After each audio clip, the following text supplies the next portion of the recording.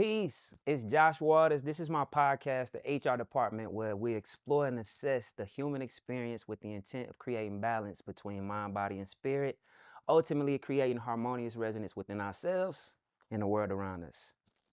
Today's episode is let's go inside before we go insane.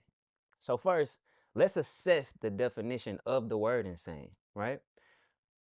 Eh, not sane, deranged in the mind, just not being there mentally. And we've all heard the phrase of to do the same thing expecting different results is literally the definition of insanity. For me, this brings me to the idea of cycles and how we as people live in like cyclical nature, right? I want to correlate this with romantic relationships though, right? Boom, here we go. For myself, the last relationship I was in, it really didn't, nobody knew about it. I dated this person for like 4 years, bro. And the thing about this relationship, it was less romantic and it felt like I had found a best female friend. And I tell my partners all the time, I can remember when our friend group as homies, like we all found each other, we was up, we had group messages, we talking for hours every day, just trying to get to know each other and just kind of blown away by the fact that like, wait, you understand this, you understand that. And this was my first time meeting a woman who gave me that feeling. And I started to grow addicted to the feeling of home that I found in the space that we shared. And every time we would come together, it wasn't always, like I say, romance was like on the back end of it. What kept bringing us together was this like burst of divine energy that we would experience whenever we encountered one another. That relationship came to a close. And when it did, it was a different type of grief.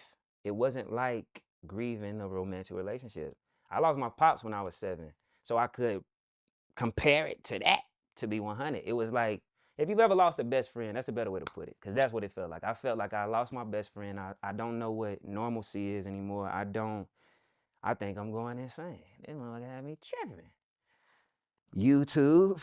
So anyway, what this pushed me to do was make a decision. I'm gonna either lose my mind or I'm gonna go inside myself and reclaim my mind, reclaim my energy. And so that was the approach I decided to do. And first of all, shout out to my ex, bro. There's no malice or malicious intent with anything that I'm saying. And I know you know the vibes. It's love always. However, the absence of that relationship triggered so much abandonment within me. And so, Josh, what does it mean to go inside for you? Obviously, for those who follow me on social media, you see the wellness space. I'm meditating, I'm always out in nature, but I had to get really, really intentional about that. I had to figure out what about the absence of this person is triggering something in you. And before you make this about the person, what is the source of this underlying emotion, of this underlying feeling of abandonment, of this fit like what's your fear of being alone after encountering this experience? Because it's not as negative as I think I was feeling. I think I should have led with a feeling of gratitude to be able to encounter the season with this person to begin with, right? And I think naturally as people, we just take a more selfish approach to the things that we end up possessing or the people that we end up possessing. So for me, going inside looked like opening up a journal and being honest about that. Like, yo, you might have an attachment issue right now. You dig what I'm saying? And so I think the more honest I became with myself, I was able to then start to create a different cycle for myself, giving me a different reality. And so, and let me address this point. In the beginning, I'm talking about cyclical natures and how we live as people. I think everybody lives in a loop that they're actively manifesting. And you may or may not be aware of it. But when we experience a loss, some people run to God, some people run to vices, whether it be drugs, alcohol, whatever the case may be. For me, because I was finally at a point to where I understood that I was the master of my reality, I was the master of my fate, I was given the opportunity to just stop for a second. Let me really figure out what I'm feeling. Let me really figure out the source of why I'm feeling so that I don't blame anyone outside of myself because I am creating this reality. As difficult of a truth that was for me to accept, it really took me isolating myself and sitting with myself and sitting with God to be able to hear the voice of truth again, man. So Yeah.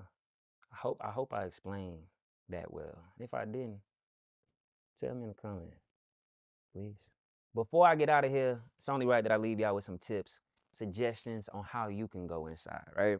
So just like last week, journaling is definitely one of my favorite ways. I think if you're not comfortable opening up and having conversations with people when it comes to your deepest and your darkest secrets, nobody can tell on you as far as what you're writing on the page. That's between you. Unless you got some thieves that live in your crib and they plunder and go through your stuff, then you got to figure out how to hide your journal. But if that's not the case, nobody will be reading what it is that you put on them pages. So start there. Meditation is and will always be a suggestion because I think just like prayer, man, is nothing like that solitude in that space where you really get to lock in with yourself, with a divine source, a divine presence. Um, in fact, I'm gonna only give you those two. Let's start there. Just journaling and meditation. Those are my tips. Now, before I leave you, I need you to do me a favor. Like this video, subscribe to my channel, man. Send it, share it with somebody so that they get an opportunity to get in these conversations, man. And please, please, please, please comment your thoughts. Let's continue the conversation. And guess what? I love you. Y'all have a blessed one.